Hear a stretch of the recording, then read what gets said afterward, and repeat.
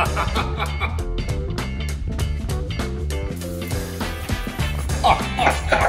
can't work with people like this. This is it, Tim. Thank you.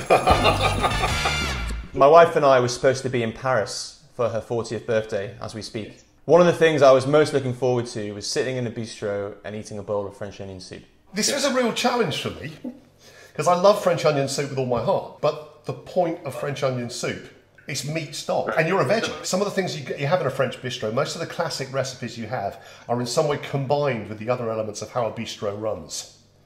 And the French onion soup was the best way of using the fantastic stock that you made from the leftover chicken bones, beef ribs. That's why it tasted so good. I've had to do a lot of thinking about how to make a really good, rich, clear, dark stock to make the root for your onion soup.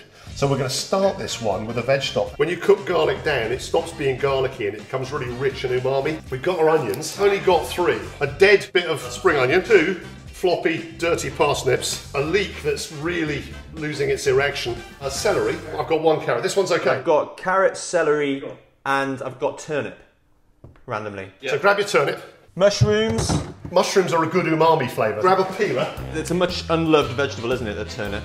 It really is. So I've saved the carrot peelings. You don't save the turnip peelings, so they won't be so good. I'm going to peel the parsnips, but not save the parsnip peelings. Chunk the carrots up. So all these years I've been eating French onion soup, and of course it tastes so good. I've been eating it with meat stock, of course I have. But France is the sort of country when you tell them that you're a vegetarian and they say, oh, okay, I'll bring you some chicken. I don't eat chicken. Oh, I'll bring you some fish. No, sorry. I tend to just end up eating a lot of cheese when I go there, and bread, which, you know, it could be worse. Chunks go in your roasting tray. Peelings into the stock pot. I've got 2 manky shallots. Leave the skin on and put them in the roasting tray. Tops and tails off all your onions and the peel into the stock pot. So a lot of stuff that you wouldn't normally eat. Not looking that appetising so far, is it? Garlic bottom into your roasting tray. Chunks of celery into the roasting tray. With the leek, the dried up leaves are going to go into the stock pot, and the root part into your roasting tray. Forgot to chop the mushrooms. In the roasting tray. A pinch of thyme into the roasting tin. Oh, I just put it in the wrong one. Luckily it landed into an onion peel. Okay, you got some Marmite? Marmite is obviously one of those things that people have been stockpiling. Got a shot of dark soy sauce, place of the Marmite into the roasting tin, that will help. Tablespoonful of fresh mustard in there as well then. I'm going to sprinkle on some mustard powder. Vegetable bouillon powder. So a teaspoonful of that, sprinkle over the top. Pepper and salt. Okay, then a big glug of oil. Mix all that stuff through. Oh man, I haven't been this messy since I changed my camera person's nappies last. Put it into a hot oven, about 180 maybe. Check it in 10 minutes, shuggle it about, and then give it another 10 minutes. Well, there's all sorts of interesting things happening in here. That's absolutely perfect. Vegetables into the stock pot. We're going to pour a shot of boiling water into the bottom of this, and then use the spoon to scrape every last bit of the black gunge off and dissolve it into the water.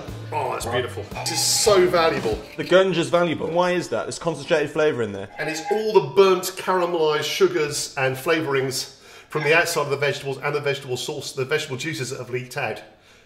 It's a beautiful, beautiful thing. So you pour all of that into your stock pot. How clean should the roasting tray be looking? Because there's quite a lot of this stuff on there. It's not perfectly clean. You're fired from the kitchen, put it that way. Now top up the stock with cold water until the vegetables are covered. You want this to almost bubble, almost simmer, but just below simmer, for probably about an hour. Put a large dollop of butter in the bottom of your pan. Grab your piece of greaseproof.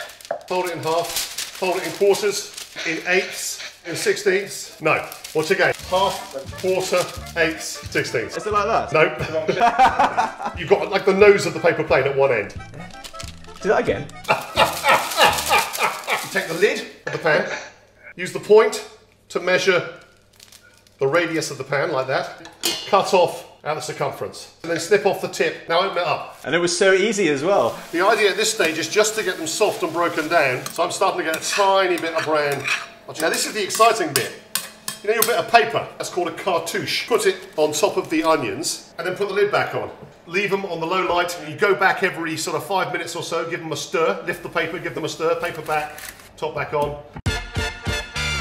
So let's put it through a sieve, mash it with the back of a spoon a little bit. Got a great colour. That's going to need salt. You could use soy instead of salt. The whole of this process now is just tasting, testing, tasting, testing. I'm going to hit mine up with a touch of Worcester sauce because that never goes wrong.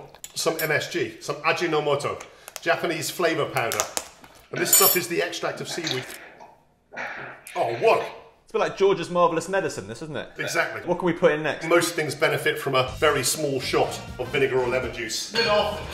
Take the cartouche off as well. Turn the heat up a little bit more this time. Drive some of that liquid off. Drop the heat quite low and put in a level tablespoonful of flour. This will help the whole soup to thicken really beautifully. Do you have any brandy? It's been sat in my cupboard for as long as I can remember. Turn the heat up a bit under your onions. Yeah. Put in a fair-sized shot of brandy. Don't let it stick to the bottom. So stop it doing so by pouring in some of the vegetable stock. Then you stir it so it all combines. Bloody hell. Oh, yes, that is good. It's got a real depth already. Put a pinch of dried thyme into it. I'm putting a sprig of fresh thyme in mine. You've got more stock, pour it in. All to serve your soup in, and it needs to be oven-proof. Now, have you ever seen Yes. a bowl better suited to onion soup than that? I don't think it's ever been used before. That's a crouton to go on the surface. Can you make a crouton out of a bagel? That's the only bready product that we've got left. Christ. I can't work with people like this. Cut it into 3 sections. No, not like that, you'll bloody chop your fingers off. One of the most highly reported domestic accidents in Manhattan is bagel hand. I'm going to use a slice of bread. Chuck that in the toaster for a minute or so. Grate yourself a nice big mound of Gruyere. Make sure there's plenty of onion in there. I have to say, this smells like the real deal. Crouton onto the top of your soup, then put a load of cheese on top of that. Come to the grill.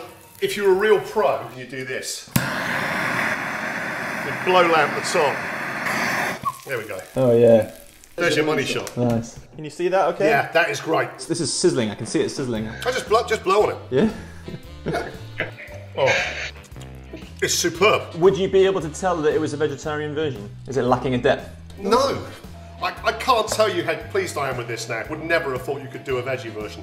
That is the real thing. This to me is just fantastic. This has taken me to Paris where I should have been this week.